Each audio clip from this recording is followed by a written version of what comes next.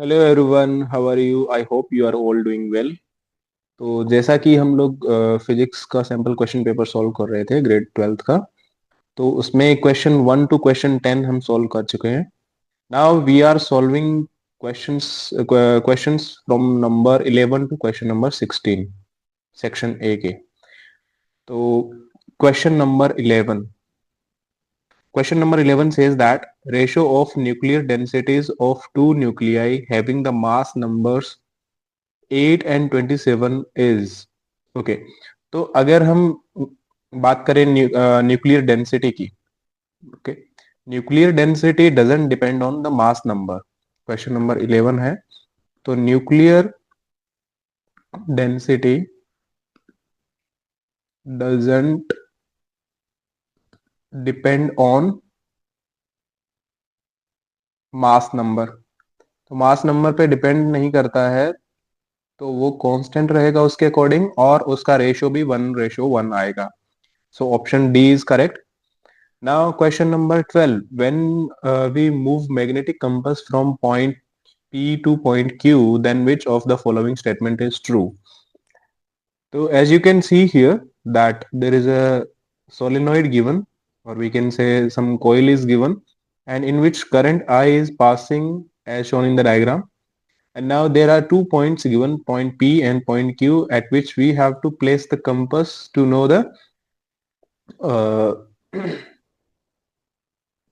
direction. Okay, we have to know the direction of the magnetic needle which is present in the magnetic compass। ठीक है। तो अगर आप यहाँ पे देख पा रहे हैं, तो इसमें जो करंट का डायरेक्शन है, जो सोलेनॉइड है उसके अंदर करंट का डायरेक्शन है, दैट इज दिस वे। यानी कि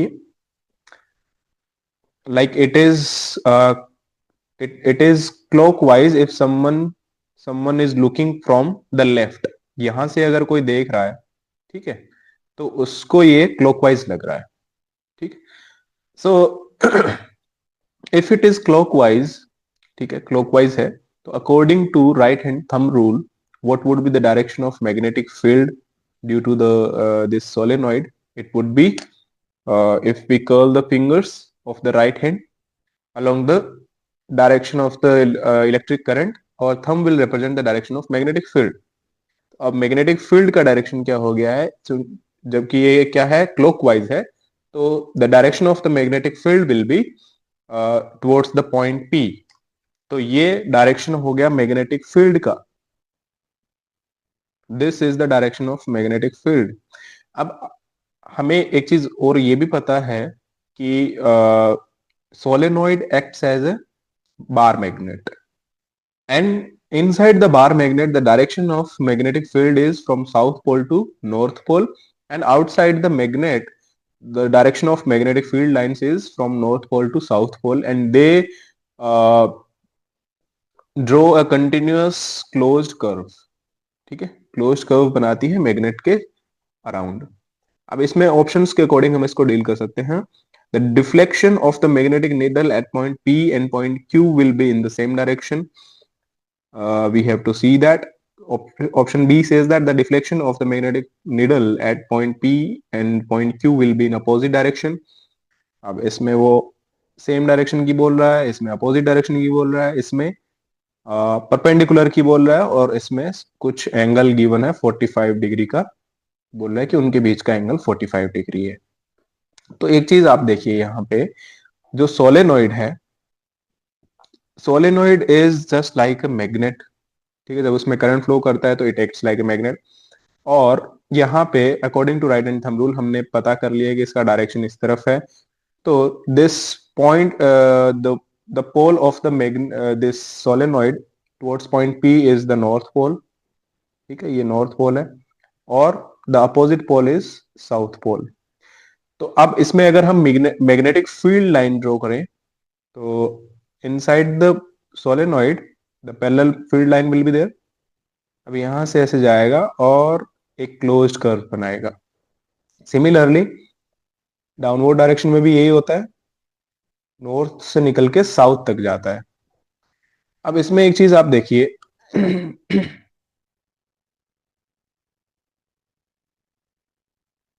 One second.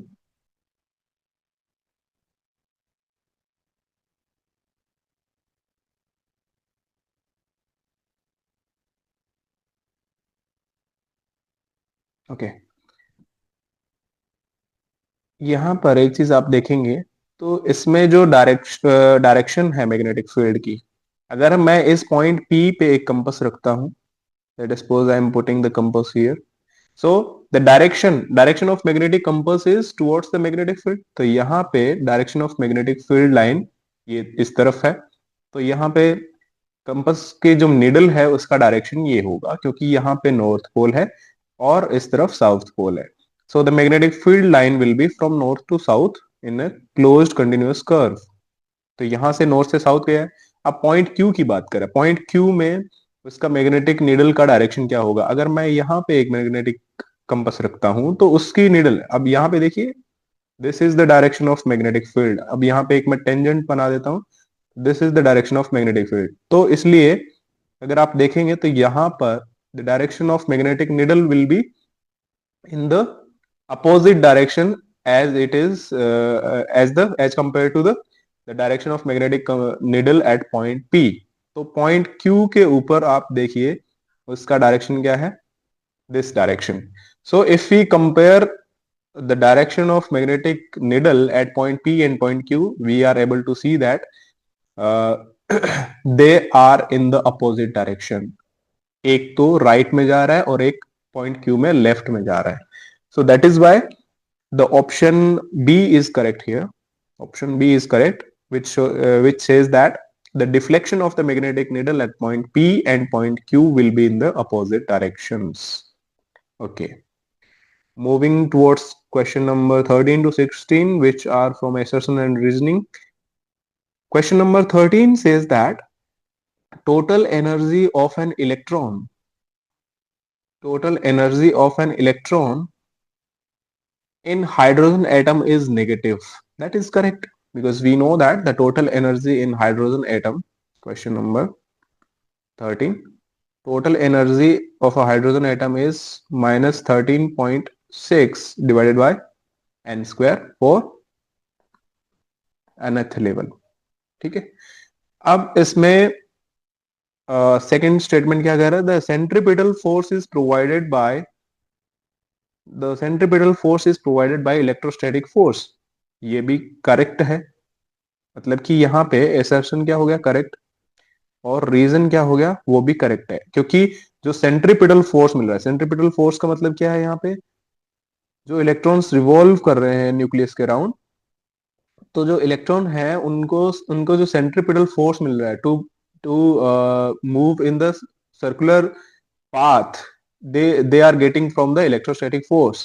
That is true, क्योंकि यहाँ पे उसको इलेक्ट्रोस्टैटिक फोर्स है जो कि उसका डायरेक्शन है टुवर्ड्स द सेंटर, और उसको वो बैलेंस कर रहा है दूसरा। ओके, तो यहाँ पे एसर्शन भी करेक्ट है, रीजन भी करेक्ट है, पर क्या रीजन उसका करेक्ट एक्सप्लेनेशन है वो हमें चेक करना है। तो दो जो सेंट्रीपिटल फोर्स है वो इलेक्ट्रोस्टैटिक फोर्स के उससे उससे प्रोवाइडेड है, that is completely true. But ये चीज उस जो टोटल एनर्जी वाले केस को एक्सप्लेन नहीं कर रहा है। क्यों नहीं कर रहा है? क्योंकि टोटल एनर्जी जो नेगेटिव आ रही है, टोटल एनर्जी जो नेगेटिव आई है उसका रीजन क्या है? क्योंकि टोटल एनर्जी क्या होती है, काइनेटिक प्लस पोटेंशियल होती है, उसका सम होता है।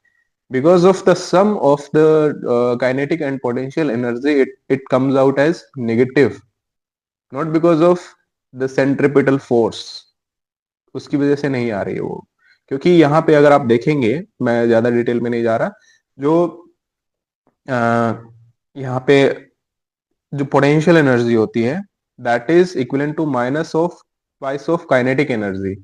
तो यहाँ पे जब आप टोटल एनर्जी को ऐड करते हैं तो काइनेटिक प्लस पोटेंशियल हो जाता है, तो it is kinetic plus minus of 2k, and which comes out as minus of k, which is negative, and that is not because of the because of that statement that centripetal force is provided by electrostatic force। So that is why we can say that option B is correct for this question, option B। यानी कि assertion और reason correct है, but ये जो reason है वो उसको correctly explain नहीं कर रहा है। Okay, moving towards question number 14। इसमें assertion given है that the critical angle of light passing from glass to air is minimum for violet color। ठीक है, ये सही है। assertion is correct here, क्योंकि critical angle है वो मिनिमम होता है जब जब वो ग्लास से एयर में एंटर करती है वॉयलेट लाइन के लिए, क्योंकि वॉयलेट लाइन का वेवलेंथ कम होता है और वो उसका डेविएशन भी कम होता है। ओके, अब यहाँ पे एक चीज आप देखिए कि जो रीजन है, रीजन की बात करें तो रीजन में दिया हुआ the wavelength of blue light is greater than the light of other colours. ये रॉन्ग है भाई, क्योंकि हमें पता है कि वॉयलेट का वेवलेंथ, वॉयलेट कलर जो है, सॉरी ब्लू कलर की बात हो रही है ना, हाँ, जो ब्लू कलर है उसका वेवलेंथ है वो बाकी कलर से कम है, बाकी कलर से ज्यादा है, नहीं ज्यादा नहीं है, क्योंकि अगर आप बात करते हैं विजिबल स्पेक्ट्रम की, दैट इज विबग्योर, तो इसमें violet, indigo, blue, green, yellow, orange, red, ये कलर्स आते हैं। तो इस कलर में आप अगर देखेंगे, मैं यहाँ पे अगर रेंज को ड्रॉ करूं इसकी, तो इसका वेवलेंथ कम होता है। अगर मैं लेमडा की बात करूं तो lambda starts from violet and goes to red, यानी कि वॉयलेट का सबसे कम, फिर उससे ज्यादा इंडिगो का, फिर ब्लू का, फिर ग्रीन का, फिर येलो का, फिर ऑरेंज का, फिर रेड का। तो हम ये नहीं बोल सकते कि जो ब्लू कलर है उसकी वेवलेंथ ग्रेटर है as compared to other colours. तो ये फॉल्स हो गया। तो कौन सा ऑप्शन करेक्ट हो जाएगा इसमें? Option C is correct. Option C is correct, that assertion is correct but reason is not correct। Question number 15। Question number 15 क्या कह रहा है यहाँ पे? Question number 15 says that two light sources emitting waves of similar wavelengths are coherent। Two light sources emitting waves of similar wavelengths are coherent। इसमें कुछ missing लग रहा है, क्या मिसिंग है? कोहेरेंट किसको बोलते हैं? Coherent light source. ओके, हाँ, जो कोहेरेंट लाइट सोर्स होते हैं, सबसे पहले आपको डेफिनेशन याद रखना है इसका। कोहेरेंट सोर्सेस कौन से हो सकते हैं? उसकी कंडीशन क्या है? If two sources are coherent then they must have they must have same same क्या चीजें होनी चाहिए उनकी? एक तो वेवलेंथ सेम होनी चाहिए, देन फ्रीक्वेंसी सेम होनी चाहिए, ओके, और फेज या फिर फेज कांस्टेंट भी सेम होना चाहिए उनका। इन तीनों कंडीशंस को अगर वो सेटिस्फाई करता है या ओबे करता है, तो ही वो दो दो जो सोर्स होते हैं लाइट सोर्स, वो कोहेरेंट माने जाएंगे। अब इसमें पहले में बोल रहा है कि वो two light sources emitting waves of the similar wavelengths are coherent, तो ये सिर्फ इस कंडीशन को फुलफिल कर रहा है, बाकी दो को नहीं कर रहा है। so that is why it is incorrect. ठीक है, then two light sources emitting waves having zero or constant phase difference are known as coherent sources। Again उसमें जो सेकंड रीजन है उसमें किसकी बात कर रहा है? वो सिर्फ फेज की बात कर रहा है, वेवलेंथ की बात नहीं कर रहा है। तो ये भी इनकरेक्ट हुआ। तो ना ही ये करेक्टली एक्सप्लेन किया, ना ही ये खुद मतलब अपने आप में करेक्ट है। तो option D is correct for this one. D में क्या है? Both assertion and reason are false. Okay, moving to the question number 16, which says that for 3 point charges to be in equilibrium they must be collinear। Okay, ये सही भी है, क्योंकि अगर 3 point charge equilibrium में है तो वो कोलिनियर होने चाहिए। ठीक है, okay, it is true. Now reason क्या बता रहा है? One of three charges must have different polarity than rest of the two. अब इसमें इसमें ये भी करेक्ट है, बट इसको जो एसर्शन है उसको करेक्टली एक्सप्लेन नहीं कर रहा है। रीजन क्या है कि ये उसके लिए जरूरी नहीं है। उस जो एसर्शन में गिवन है that for 3 point charges to be in equilibrium they must be collinear, तो कोलिनियरिटी कॉन्सेप्ट के लिए ये जरूरी नहीं है कि उनकी जो पोलैरिटी है एक की पोलैरिटी बाकी दो के अपोजिट हो। ठीक है, तो उसमें जो कंडीशन ये है कि जो रिजल्टिंग फोर्स है, जो नेट फोर्स है, वो जीरो आना चाहिए। Okay, so option B is correct for this one. Question number 16, option B is correct, which says that assertion and reason are true, but reason is not the correct explanation of assertion. I hope you got the idea about the MCQs which are from section A. Now from the next lecture we are going to solve section B questions one by one, and if you have any doubt then you can ask in the comment section. I'll be happy to answer those questions. Thank you so much.